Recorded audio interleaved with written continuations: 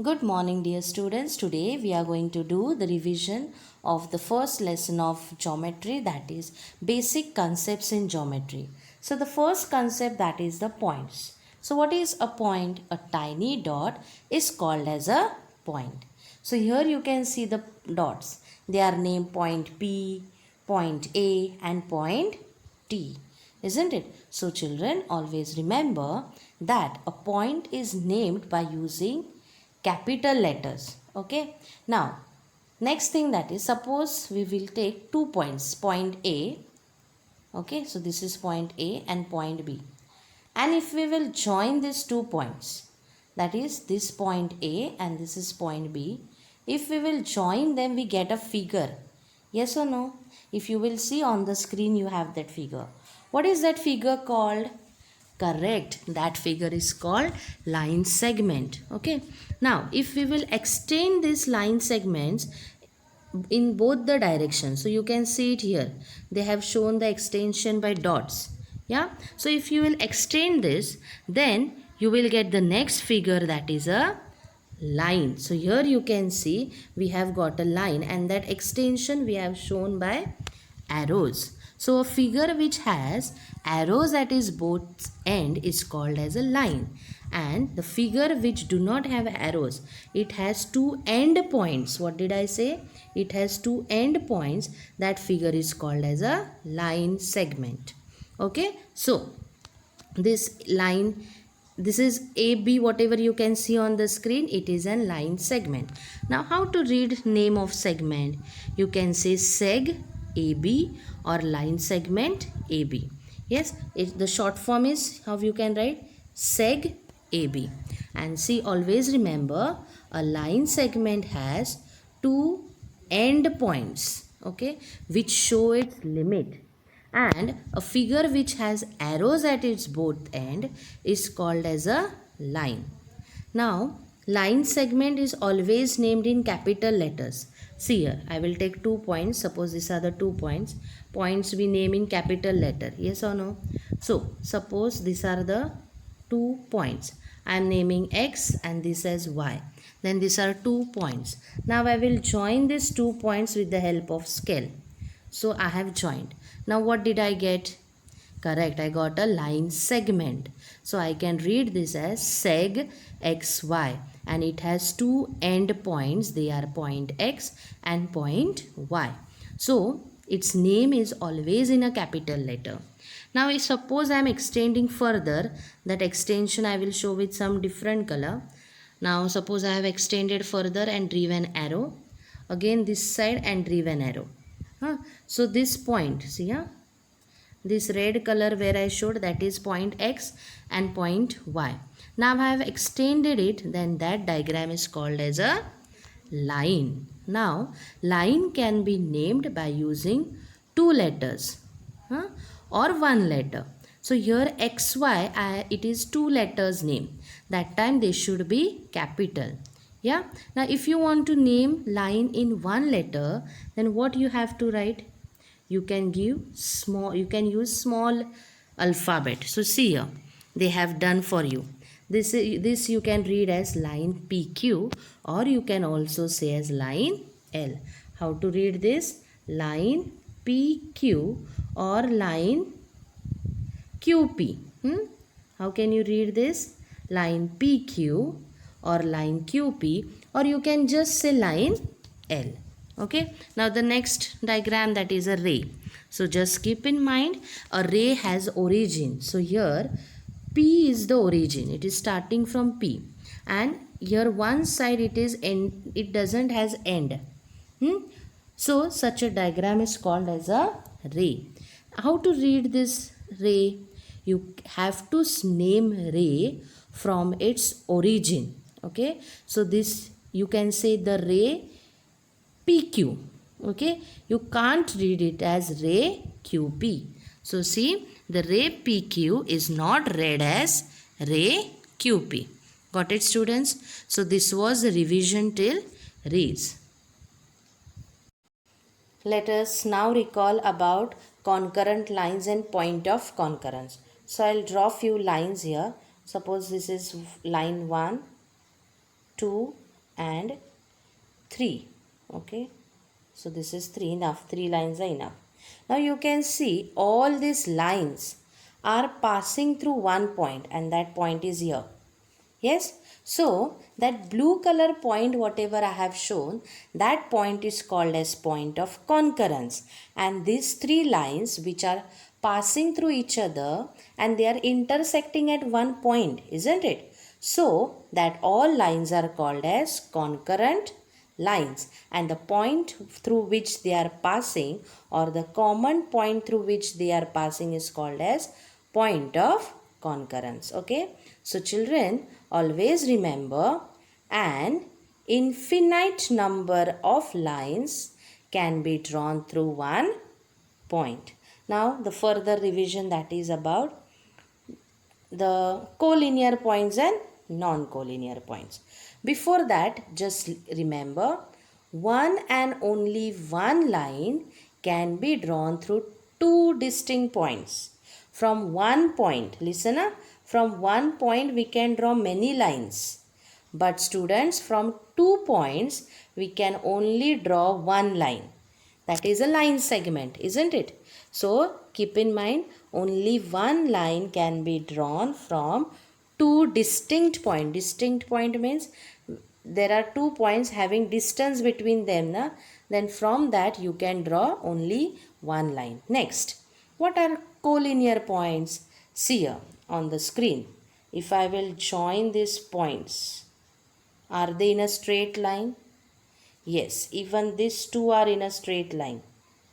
These two. Even these two are in a straight line. So the points, 3 or more points. How much? 3 or more points when lie on a straight single line are said to be collinear points. So now I am showing that are collinear points. So these points are called collinear because they are passing through a straight line, and points which are not or which do not lie on the same line are called non-collinear lines. Suppose in this way, these points I have joined, they are not coming in a straight line, so they are called as non-collinear points. And next we are going to study about the planes.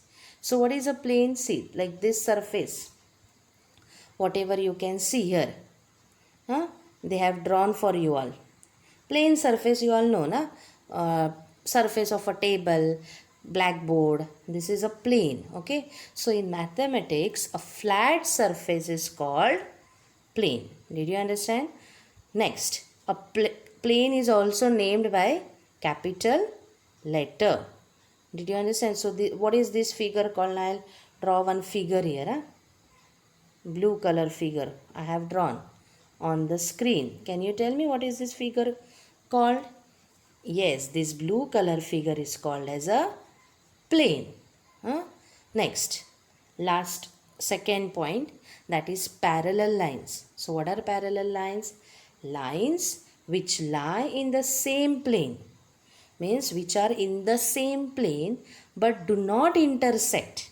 They do not intersect means they do not touch each other, are said to be parallel lines. Now see here, suppose this one and this line, are they parallel? They are not passing, no? Then can we say they are parallel? No, because their distance is not same. What are parallel lines? They are in one direction only. See here, they are in same direction and distance between them is also same. Got it? These are parallel lines. And what are others? Yeah? The next thing, that is intersecting lines. What are intersecting lines? In this figure you can see this is intersecting lines because they are passing through each other. These are, what are these lines? Parallel lines. And the last one, this one, what are these? These are also intersecting because if you will see further, then somewhere will they come and join. Yes, so these are also intersecting line. I will explain these lines here. See, suppose this line and this is one line. If you will see, I will use some other color. If you will continue this line further in this way, if you will continue in this way and this in this way, are they intersecting here? Yes or no? So that are called as intersecting lines. So this is what we have learned in this lesson. So this match the following is very important. Okay. And other all things are also important. So just revise it. So this was the revision of lesson 1. We have learnt in this lesson points, line segment, line, ray, collinear points, non-collinear points, concurrent lines, point of concurrence, plane, and the last after that we had studied parallel lines and intersecting lines. Okay, so important points I have discussed here. I hope you have understood. Now we will revise the next lesson, that is angles. So students, we have studied in lower classes about this. Yes, so now we will just revise. See here the first angle, that is zero angle. When both the arms are overlapping each other, then that is called, there is no change in their position. Then that angle is called as a zero angle. And what is its measurement? Yes, its measurement is 0 degree. Can you see here? So this is about zero angle. Next angle, that is acute angle. What is acute angle? The angle which measures greater than 0 degree but less than 90 degree is called acute angle. Okay, so you all are familiar with acute angle. Yeah, so in the scissors, whatever you have, blades of the scissors, it is an acute angle.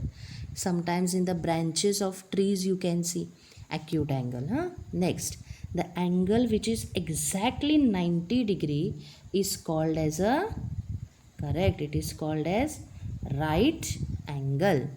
Next, the angle greater than 90 degree but less than 180 degree is called what? Yes, it is called as obtuse angle.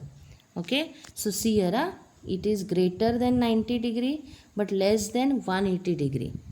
So that angle is called obtuse angle. Now, the angle which measures exactly 180 degree is called as straight angle.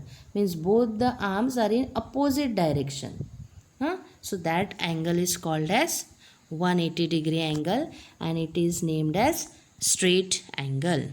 Let's move on to the next type, that is when the angle becomes greater than 180 degree. See, is it greater than? Here was our 180 degree, dotted lines what I have shown you. Yes, that was our 180 degree here. Now I made it dark. And is it greater than 180? You can see here by this arrow. Is it greater? Yes. So such angle is called as an reflex angle. So the angle greater than 180 degree but less than 360 degree is called reflex angle. And the last type what we are going to study, that is complete angle. So when both the arms overlap each other after completing one circle, okay, then that angle is called as a complete angle or full angle and its measurement is 360 degree. So based on this we had very easy practice set. Yes or no? So you all can tell. For example, 215 degree.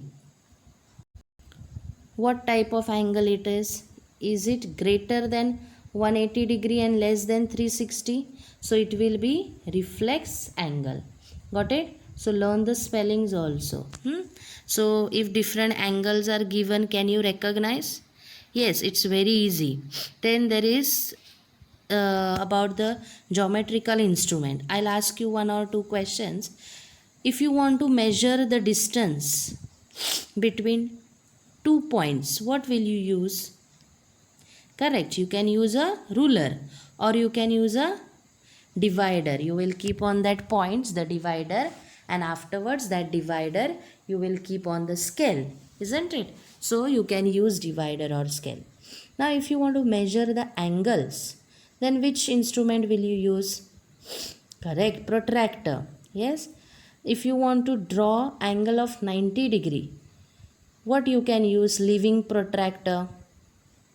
Correct. If you don't have protractor, you can use a set square. Okay. So which angles can you draw with the help of set square? Correct. See here they have given us which angles can we draw by using set square. 90 degree, 30 degree, 60 degree and 45 degree. And then we had studied how to construct an angle bisector and how to draw an angle equal to given angle. Yes or no? So here we are having that to construct an angle equal in measure to a given angle using a compass and ruler. For more detailed study of these two concepts, you can watch my videos.